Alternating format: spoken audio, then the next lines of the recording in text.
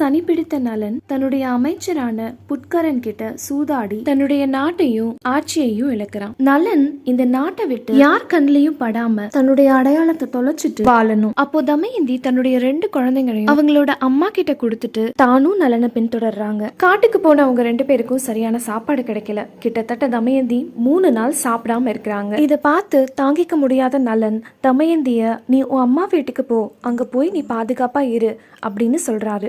ஆனா தமயந்தி இதுக்கு மறுப்பு தெரிவிக்கவே தமயந்தி தூங்கிக்கிட்டு இருக்கும்போது அவங்கள அங்கேயே விட்டுட்டு நலன் அங்க இருந்து போயிடுறாரு. அதுக்கான காரணம் என்னன்னா, நலன் தமயந்திய விட்டுட்டு போயிட்டா தமயந்தி காட்டுல கஷ்டப்படாம தன்னுடைய அப்பா வீட்டுக்கு போயிடுவா அப்படிங்கிற எண்ணத்துலதான் நலன் தமயந்திய விட்டுட்டு போனான். தமயந்தி கண்முழிச்சு பார்க்கும்போது அவளை ஒரு மலைப்பாம்பு சுத்திக்கிட்டு இருக்குது. தன்னுடைய கணவனோட பேரை சொல்லி கத்தி கூப்பிடுறாங்க. ஆனா காப்பாத்த யாருமே வரல. பயந்து போன தமயந்திய ஒரு வேடன் வந்து காப்பாத்துறாரு. ஆனா காப்பாத்தின வேடனுக்கு தமயந்தி மேல ஒரு